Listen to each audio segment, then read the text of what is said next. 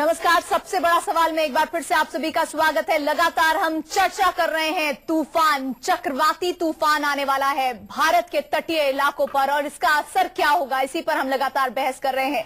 14 साल पहले ओडिशा में इसी तरह की तबाही हुई थी, लेकिन क्या ये तबाही उससे भी 10 कदम आगे बढ़कर आएगी? जो तैयारियां हैं क्या वो काफी हैं? इस पर हम चर्चा कर रहे हैं। बंगाल की खाड़ी से बड़ी तबाही यानी महातूफान देश की तरफ धीरे धीरे बढ़ रहा है। ये चक्रवाती तूफान कल बस चंद मिनटों बाद देश के तटीय इलाकों तक पहुंच जाएगा, लेकिन इस महातूफान का असर बिहार, झारखंड, पूर्वी उत्तर प्रदेश और हरियाणा तक हो सकता है। करीब 4.5 लाख लोगों को सुरक्षित इलाकों तक पहुंचाने का दावा किया जा रहा है। सीधे आप पारादीप की तस्वीरें देख रहे हैं, जहां पर आप समझ सकते हैं लहरों की जो गर्जना हो रही है, लहरों की जो आवाज आ रही है, वहां इस वक्त हालात क्या होंगे। सिर्फ और सिर्फ 40 किलोमीटर दूर है तटीय इलाकों से ये सुपर साइक्लोन, और उसके बाद जो तबाही का मंजर होगा उसके लिए तैयारियां पहले से ही की गई हैं। हमारे तीनों सेनाएं लगी हुई हैं, साथ ही साथ एनडीआरएफ के जवान भी जुटे हुए हैं। लेकिन क्या इस आपदा से बचने के लिए किए गए उपाय पूरी तरह से सही हैं, दुरुस्त हैं, क्या काफी हैं? इस पर भी हम चर्चा करेंगे। लेकिन फिलहाल ओडिशा में 4.5 लाख लोगों को सुरक्षित जगहों पर पहुंचाया गया है। ताजा तस्वीरें आप देख सकते हैं। इस वक्त 6 बजे के आसपास संभावना जताई जा रही थी कि ये सुपर साइक्लोन आएगा, और ये देखिए लहरों के बीच आपस में टकराने की आवाज से आप अंदाज लगा सकते हैं कि जो चक्रवात का केंद्र है उसके बाहरी हिस्से, जैसा कि अभी हमें एक्सपर्ट्स भी बता रहे थे कि 7 लेयर्स में ये चक्रवात आगे बढ़ रहा है और इसका ये बाहरी हिस्सा है। पारादीप पोर्ट से ये ताजा तस्वीरें आप देख रहे हैं, और स्टूडियो में हमारे साथ खास मेहमान लगातार जुड़े हुए हैं। एक खास मेहमान और हमारे साथ जुड़ गई हैं, Anjali Kwatra, disaster management expert है। अंजलि, आपका भी स्वागत है हमारी इस चर्चा में। शुरुआत आपसे ही करना चाहूंगी, ये तस्वीरें, गर्जना कैसे परिभाषित करेंगी आप इन्हें?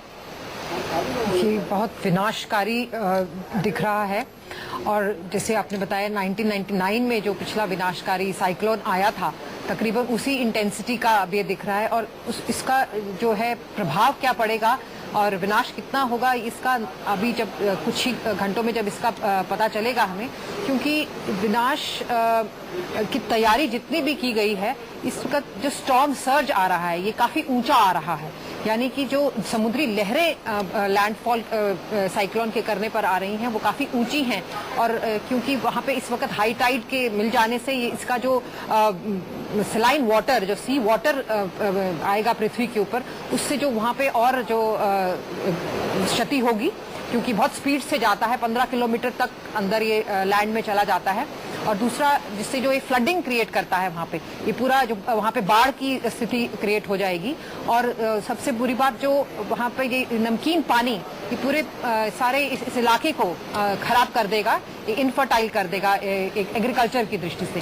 डॉक्टर एसके सिंह, अभी हम बात कर रहे हैं कि 40 किलोमीटर से फासला रह गया है जब ये चक्रवाती तूफान पूरी तरह से तटीय इलाकों में आ जाएगा, इसका असर क्या देखते हैं? और 40 किलोमीटर का मतलब अभी हम क्या समझे? अब ये समझें कि खतरे की घंटी बहुत जल्दी बजने वाली है, तबाही तो शुरू हो गई। हम समझते हैं 1-1.5 घंटे के अंदर ये आ जाना चाहिए।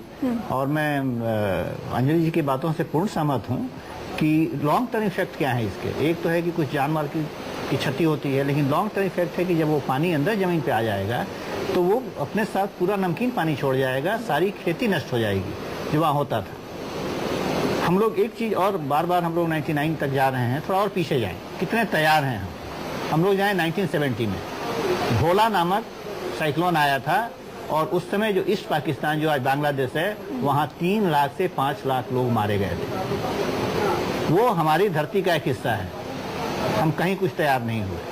1999 में जब 058 इसका नाम रखा गया था, जब ये उड़ीसा को और आंध्र प्रदेश को तबाह किया, तो हमने बनाया NDMA, national disaster management authority.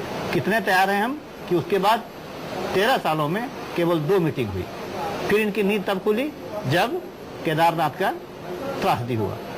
इससे बढ़िया काम कर रहे हैं, जैसे मैडम का NGO है, जैसे national institute of disaster management है, NDRF के सदस्य यहाँ बैठे हुए हैं। तो ये एक कहावत है कि दवा से परहेज भली, prevention is better than cure, जैसा मिश्रा जी ने कहा, बेटर देन क्योर। और ये क्योर हम उम्मीद कर रहे हैं कि हमारे तरफ से की गई है। आपदा प्रबंधन ने अपना बेहतरीन काम करने की कोशिश की है। पीके मिश्रा साहब, मेरी इस बात से आप सहमत हैं? कि तैयारियां पहले की गई हैं, बहुत हद तक नुकसान को रोकने की कोशिश की गई है? देखिए, मैं बता सकता हूं कि 1999 के कंपैरिजन में इस बार का तैयारियां बहुत अच्छा हुआ है, क्योंकि तबाही जो मैं जान के बारे में कहूं, माल के बारे में बाद में बताऊंगा, जान के बारे में बताऊंगा। जो 1999 में जान का जितना खतरा था उससे बहुत कम होगा, क्योंकि तटीय एरिया में 5 किलोमीटर तक उड़ीसा गवर्नमेंट ने और आंध्र गवर्नमेंट ने, क्योंकि इसका इंफॉर्मेशन पहले बहुत मिल गया था, तो वो जितना मछुआरे थे और लो लाइंग एरिया में जो लोग रहते थे, जो कच्चे घर में और सीजे सीट मकान में, आजबेस्टस मकान में और खपरेली मकान में रहते थे, उन लोगों को तकरीबन बाहर निकाल दिया गया है। सेफ एरिया को ले लिया गया है। तकरीबन 4 लाख लोगों को इवैक्यूएट किया गया है। अब एनडीआरएफ का टीम को देखिए, 29 टीम उड़ीसा बॉर्डर में डिप्लॉय किया गया है, 15 टीम आंध्र में डिप्लॉय किया गया श्रीकाकुलम और कलिंगपट्टनम एरिया में, और 7 टीम डिप्लॉय किया गया है कलकत्ता एरिया में, वेस्ट बंगाल एरिया में। और आर्मी का देखिए, आर्मी का जो 4 टीम गया, लेफ्टिनेंट जनरल राणा वहां पर खुद मौजूद है, उनका टीम कटक में और पारादीप में, और उनका जो टीम है गोपालपुर भी गया है और पारादीप भी गया है, सब जगह पर ऑलरेडी मौजूद है। पीके मिश्रा जी, पीके मिश्री हमारे साथ गोपालपुर से सोनू संवाददाता जुड़ रहे हैं, एएनआई के संवाददाता हैं। स्वरूप कुमार जी, फिलहाल हमें बताइए कि आप गोपालपुर में मौजूद हैं, क्या तस्वीरें, क्या हालात आप तक जानकारी हम ले पाएंगे?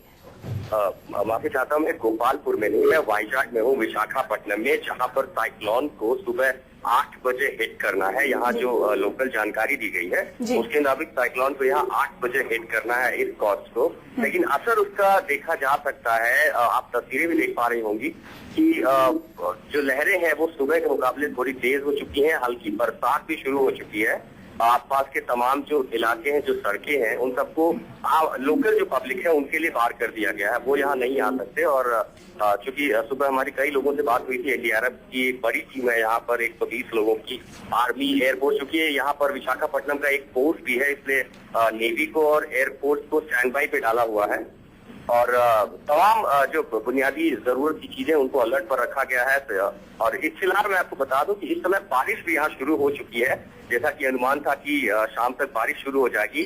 और ये जो हल्के शावर्स हैं ये कहीं न कहीं तेज होंगे, और ये कहा जा रहा है कि विशाखापट्टनम में हालांकि उसका असर जो बाकी, जैसे गोपालपुर की बात आप कह रही हैं, गोपालपुर में सबसे पहले इस साइक्लोन को हिट करना है, ये धीरे धीरे विशाखापट्टनम तक आएगा और इसका असर अगर हम गोपालपुर से तुलना करें तो थोड़ा कम होगा।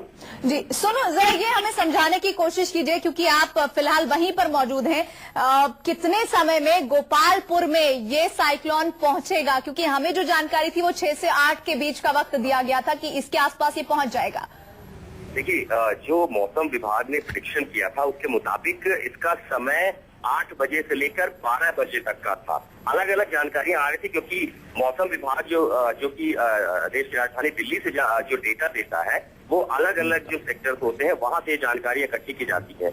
लोकल लेवल पर यहाँ जो इस पर नजर रखे हुए थे सैटेलाइट के जरिए, उन्होंने बताया था कि 8 से 12 बजे के बीच में ये साइक्लोन जो है हिट करेगा गोपालपुर को, जो कि उड़ीसा और आंध्र प्रदेश, जो उत्तर आंध्र प्रदेश है उसके बीच में स्थित है। और सुनो साथ ही ये भी हमें बताइए कि जैसे हम लगातार बता रहे हैं कि तीनों सेनाएं वहां पर मौजूद है, एनडीआरएफ बहुत बेहतरीन काम कर रही है, लेकिन आप ग्राउंड लेवल की हकीकत बताइए, लोगों को कैसे हिदायतें दी जा रही हैं, और वाकई में क्या पहले से हम तैयार हैं इस चक्रवाती तूफान के लिए? देखिए, मैं अभी कुछ दिनों पहले हमने उत्तराखंड की एक त्रासदी देखी थी, और मैं उत्तराखंड में भी था, और मैं बताऊं कि अगर उस स्तर से मैं यहाँ तुलना करूं तो एक बहुत अच्छी चीज ये थी कि हमारा मौसम विभाग बहुत सटीक रहा। जहाँ तक जानकारियों की बात है, बहुत सटीक तरीके से जानकारियां दी गई, और इसलिए कहीं न कहीं जो बंदोबस्त है वो बहुत अच्छे किए गए।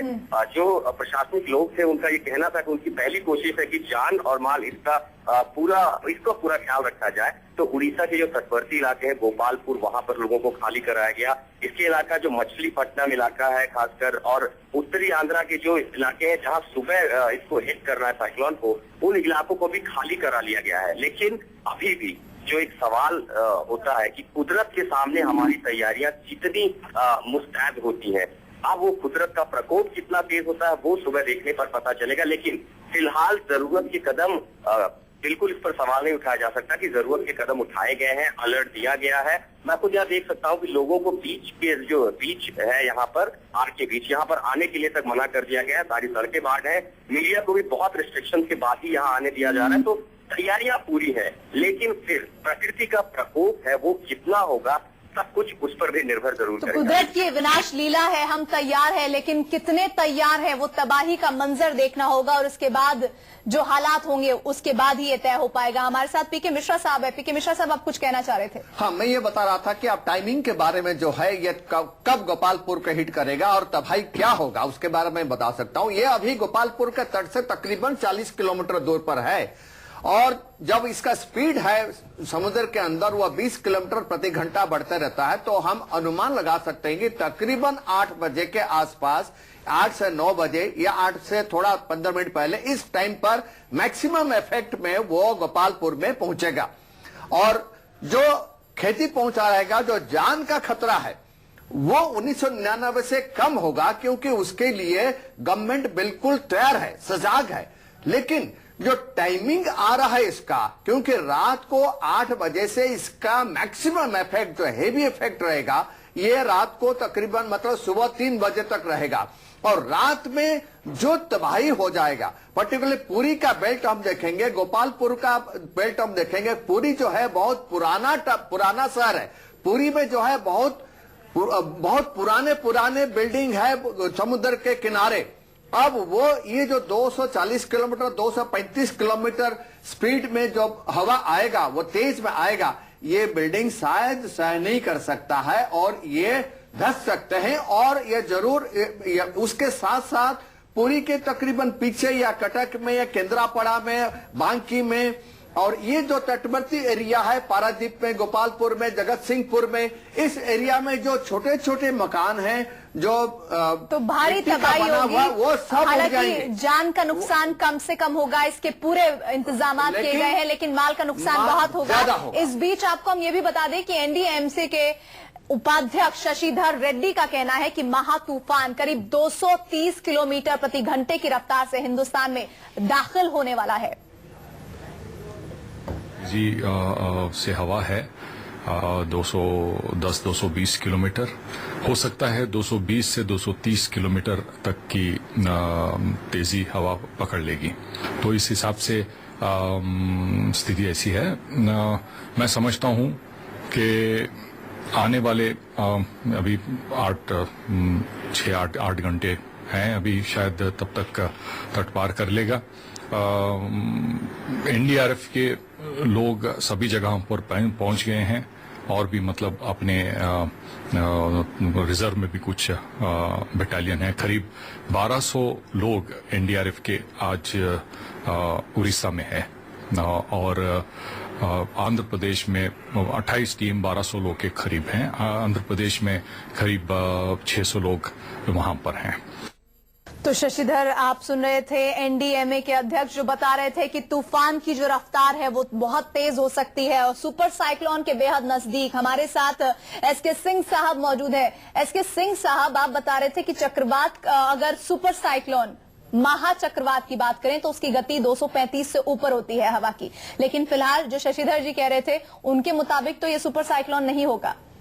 नहीं, ये तो अच्छी बात है क्योंकि एनडीएमए के चेयरमैन हैं। ये आकलन सही है कि नहीं? अब ये आकलन सही तो मानना पड़ेगा, क्योंकि जो एपेक्स बॉडी है डिजास्टर मैनेजमेंट के लिए, उसके चेयरमैन का जब ये कहना है कि 220-230 से आगे नहीं जाएगा, तो हमें तो इसे मानना पड़ेगा। लेकिन तस्वीरों को देखकर आपको क्या लग रहा है, क्या ये सुपर साइक्लोन के क्राइटेरिया में आएगा, क्रॉस करेगा? अगर क्रॉस करेगा तो आएगा, लेकिन प्रीति सबसे बड़ी बात है कि ये ह्यूमन कंट्रोल नहीं है। हम गाड़ी नहीं चला रहे हैं कि हमें पता है कितनी स्पीड से, ये प्राकृतिक है, तो ये बढ़ भी सकता है और नहीं भी बढ़ सकता है। हम इसके लिए कोई गारंटी आदमी नहीं ले सकता, लेकिन चूंकि एक रिस्पॉन्सिबल आदमी का ये स्टेटमेंट है, तो ये एक अच्छा संकेत है कि शायद ये सुपर साइक्लोन में नहीं घुसे और तबाही कम हो। मैं पिछली बार बोल रहा था कि दवा से परहेज भली, जैसा मिश्रा जी ने बताया कि पॉस्को के लिए करीब 1,70,000 पेड़ काट दिए गए। जी।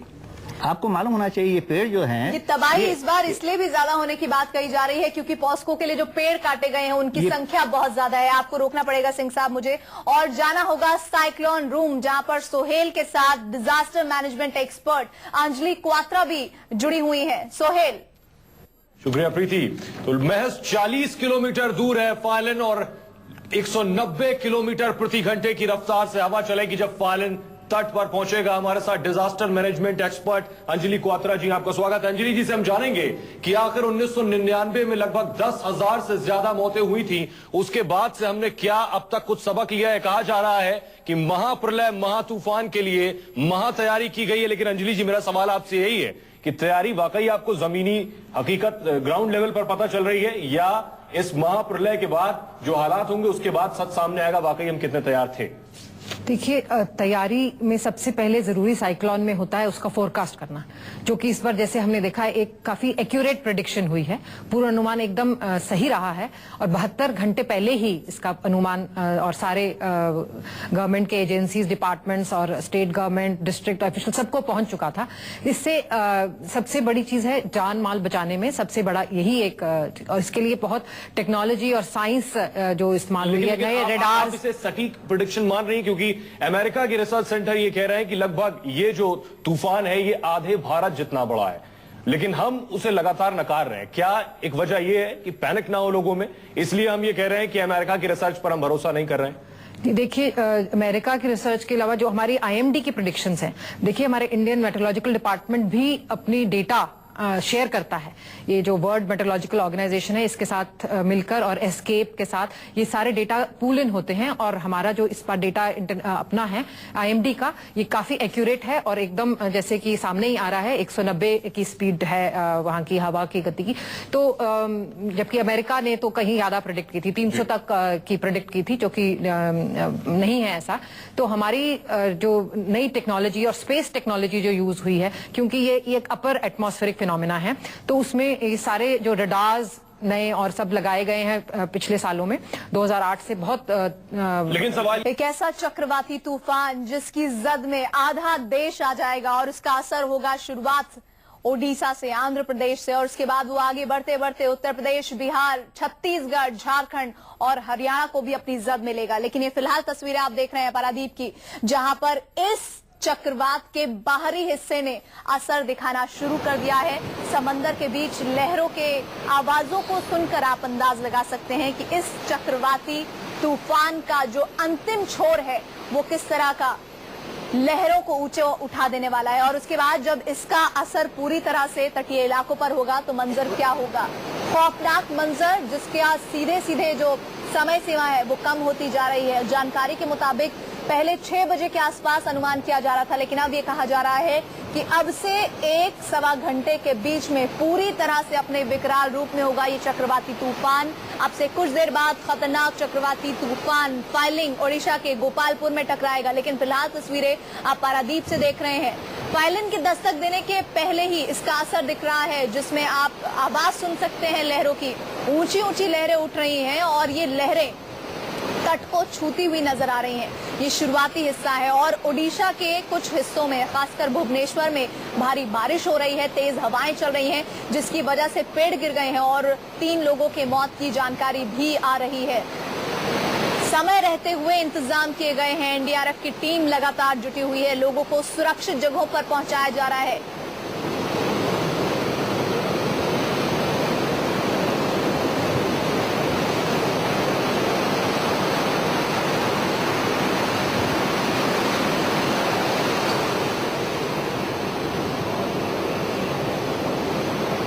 राज्य के अलग अलग हिस्सों में अलग अलग टीमें काम कर रही हैं और बस उम्मीद यही की जा रही है कि इस हालात से, इस विनाश लीला से, इस महाप्रलय से बचा जाए। हम चलेंगे थोड़ी देर में साइक्लोन रूम, जहां पर सोहेल हमारे साथ सहयोगी जुड़े हुए हैं और disaster management expert Anjali Kwatra भी जुड़ी हुई है। लेकिन उससे पहले हम रुक रहे हैं एक छोटे से ब्रेक के लिए।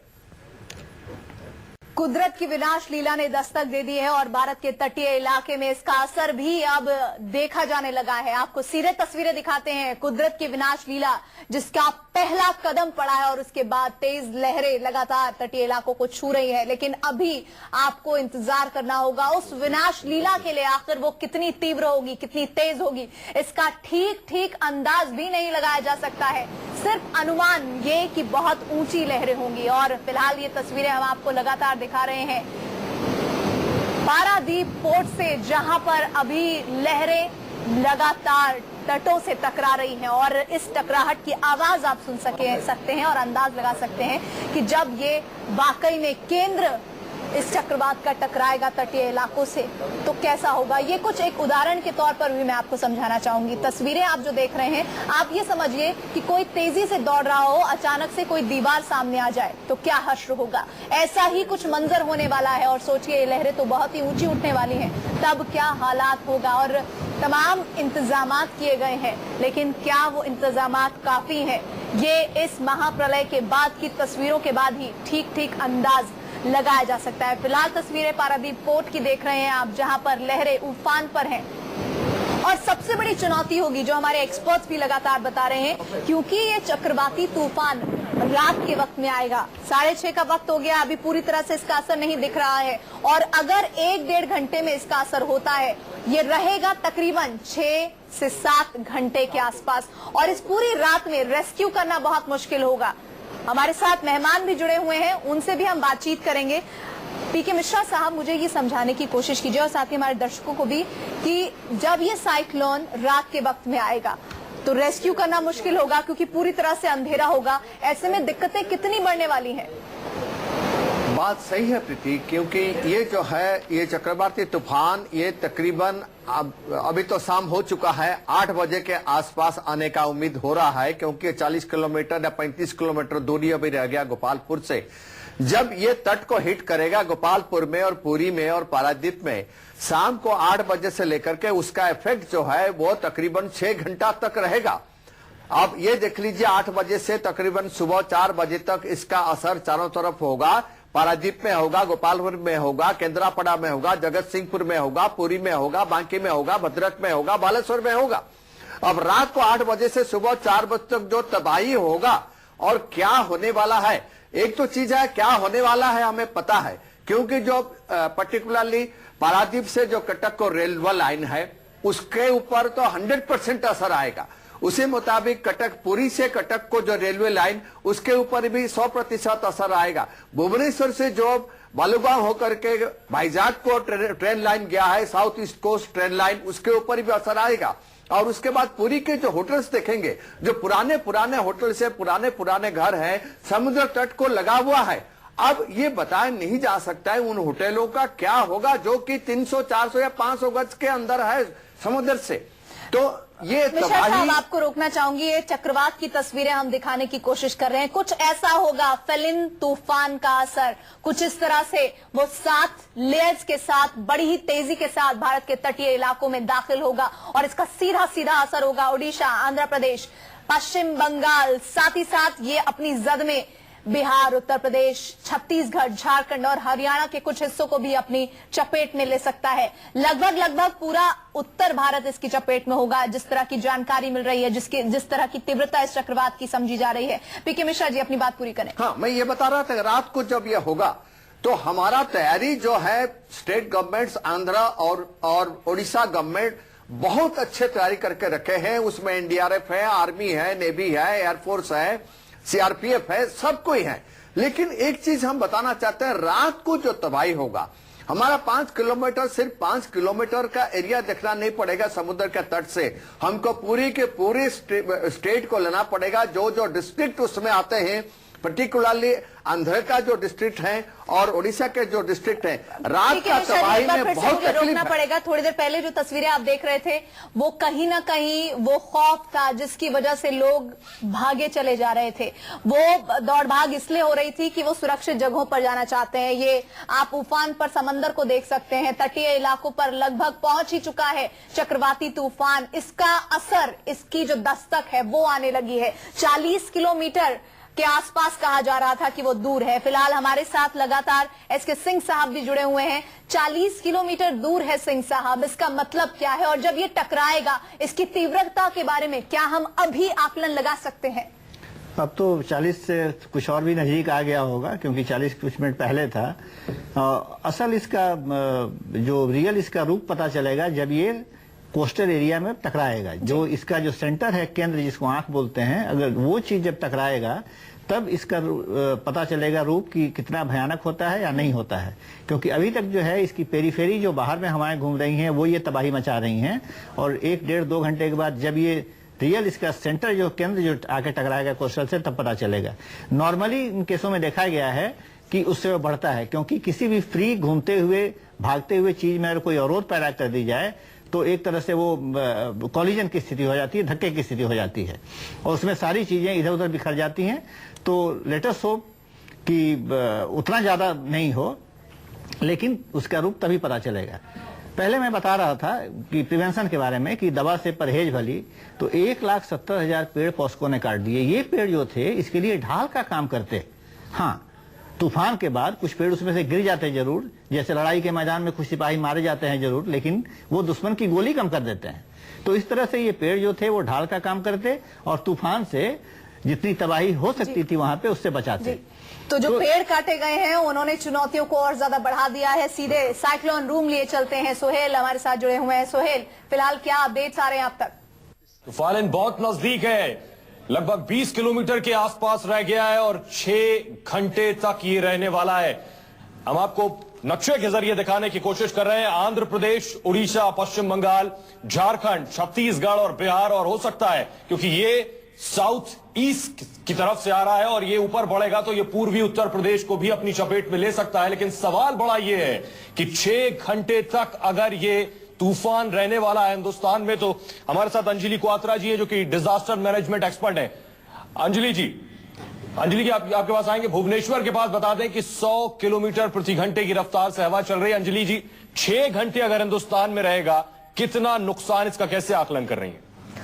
देखिए, इसकी स्पीड का जो है, जो विंड स्पीड है, उसके कारण इतना डैमेज जो होने वाला, पूरा विनाश होगा, उससे कई असर होंगे। क्योंकि ये 1-2 चीजें असर करती हैं। एक तो ये विंड स्पीड, और दूसरा जो तटीय लहरें आएंगी, समुद्री लहरें अंदर आएंगी, और उसकी स्पीड और उसकी ऊंचाई, उससे भी विनाश होगा। तो ये दोनों चीजें, और उसके बाद होगा हेवी रेनफॉल, जो खूब बारिश, जो कि बाढ़ की स्थिति उत्पन्न कर देगी।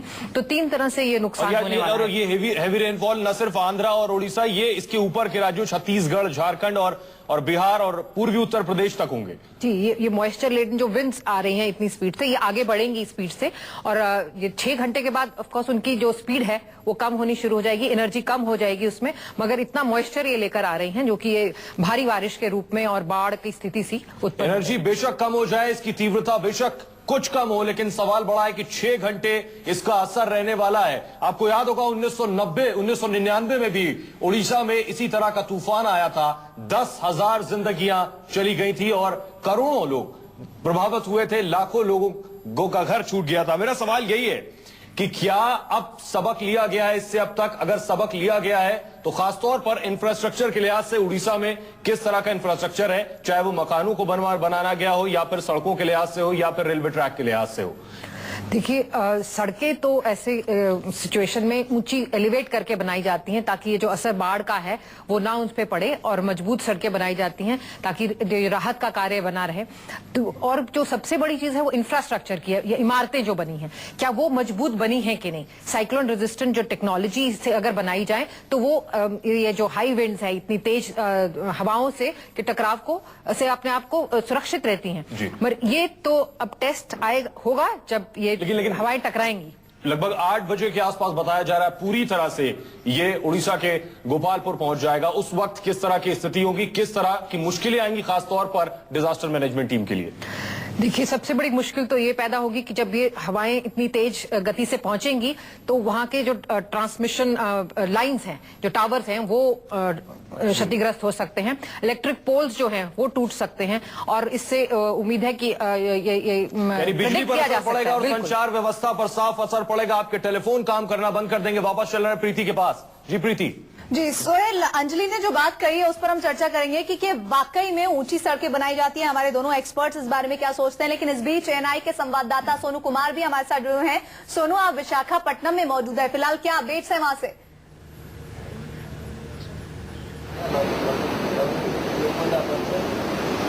सोनू, आवाज पहुंच रही है आप तक? चलिए थोड़े से इंतजार के बाद सोनू के पास भी चलेंगे।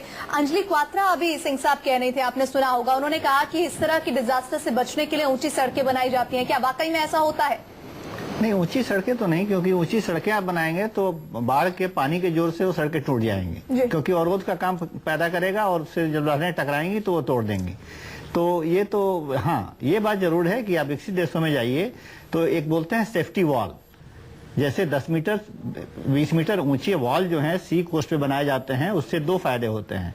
एक तो इस तरह के आने वाले तूफान को वो रोकते हैं पानी को, दूसरा अगर कभी सुनामी का भी खतरा होता है तो उसको भी वो बहुत हद तक रोकते हैं। क्योंकि देखिए, हम लोग केवल ये देख रहे हैं कि कितने लोग बेघर हो जाएंगे, कितने लोग हो सकता है जान से चले जाएं, लेकिन लॉन्ग टर्म इफेक्ट हम नहीं देख पा रहे हैं। लॉन्ग टर्म इफेक्ट आप देखें, जितनी नदियां समुद्र में आके वहां गिरती हैं, सारी नदियों में पानी पीछे ठेलता हुआ चला जाएगा, वो सारा सैलाइन वाटर होगा। उस सैलाइन वाटर से जो एक्वेटिक लाइफ है, जिसमें उसमें मछलियां हैं, केकड़े हैं, जीव जंतु हैं, वो सारे मारे जाएंगे। फिर लैंड पे जहां जहां तक पानी अंदर तक घुस जाएगा, 2 इंच 3 इंच 4 इंच वो मिट्टी की ऊपरी सैलाइन परत छोड़ जाएगा, तो उसको बिना हटाए ओरिजिनल लैंड पर हम खेती नहीं कर पाएंगे। धीरे धीरे वो पेड़ जो वहां पे ऑलरेडी हैं, कुछ तो उखड़ गए, लेकिन जो पेड़ वहां पे ऑलरेडी हैं वो भी 1 साल 2 साल 3 साल में सूख जाएंगे। क्योंकि अगर मान लीजिए 1 किलोमीटर भी पानी अंदर चला जाता है तो 500 किलोमीटर के एरिया में या 500 स्क्वायर किलोमीटर हो गया, तो क्या हम 500 स्क्वायर किलोमीटर से 6 इंच मिट्टी हटा सकते हैं? नहीं कर सकते। 1999 में एग्जैक्टली यही हुआ था, करीब 6 इंच सैलाइन सॉइल की परत चली आई थी, जो आज तक वहां की खेती को प्रभावित कर रही है। तो ये सब सारे लॉन्ग टर्म इफेक्ट हैं। जी, जैसा अभी पीके मिश्रा साहब, आप एनडीआरएफ के एक्सपर्ट हैं और लंबे वक्त तक उससे जुड़े हुए रहे हैं, लेकिन फिलहाल हमें ये समझाने की कोशिश कीजिए, जिस बात को सोहेल ने उठाया कि क्या हमने उस डिजास्टर से 1999 के डिजास्टर से सबक लिया है। ये प्रश्न मैं इसलिए पूछ रही हूँ क्योंकि अब ये विनाश लीला सिर्फ 20 किलोमीटर दूर है, इसका विकराल रूप हम देखेंगे थोड़ी देर में। सबक हमको काफी बार मिला, आंध्र में भी बहुत 23 साल पहले बहुत अच्छी तरह सबक मिला था, उसके बाद उड़ीसा में मिला था 1999 में। लेकिन फिर भी मैं अभी जो बता रहे थे, जो तटीय एरिया में जो सड़क बना रहे हैं, मैं एक तो चीज पुरी के बारे में अभी बता देना चाहता हूँ। पुरी से कोणार्क जो रोड बनाया गया है, मेरे को तो डाउट है कि इसमें वो रोड रहेगा या नहीं रहेगा, क्योंकि आ गया है, मेरे को तो डाउट है कि इसमें वो रोड रहेगा या नहीं रहेगा, क्योंकि अभी भी बारिश के टाइम पर वो रोड समुद्र का पानी घुस जाता है और रोड काफी की जगह पर वो चला जाता है। तो ये कहां पर सह सकता है? उसी मुताबिक पूरी स्वर्गद्वार से लेकर के ब्रह्मगिरी साइड को, बालुगांव साइड को जो रोड है वो भी शायद नहीं रहेगा। और जो तटवर्ती एरिया में मैं बता रहा था, पारादीप से जो रोड कटक को जाता है, पारादीप से जगत सिंहपुर को जो रोड जाता है, पारादीप का रेलवे लाइन जो है और कटकपुरी रेलवे लाइन जो है, उसके ऊपर भी असर पड़ना ही पड़ना है। और जो अभी तट में जब अभी 1.5 घंटा 2 घंटे के बाद टकराएगा, इसका इफेक्ट जो है बुरी तरह पूरी जगत सिंहपुर, गोपालपुर के इंटीरियर एरियाज में होना है। और उसमें देखा जाए, सिर्फ हमको ये नहीं लेना चाहिए कि 5 किलोमीटर के अंदर कितना छोटे छोटे घर है। उड़ीसा जो है, पूरी जगतसिंहपुर, केंद्रापड़ा, बांकी, ये एरिया में बहुत गरीब लोग हैं, बड़े घर वहां पर बहुत कम है। सिर्फ पुरी में आप देखेंगे बड़े बड़े इमारत है, और भी वो तकरीबन बहुत पुराने इमारत है, शायद वो सब गिर जाएंगे।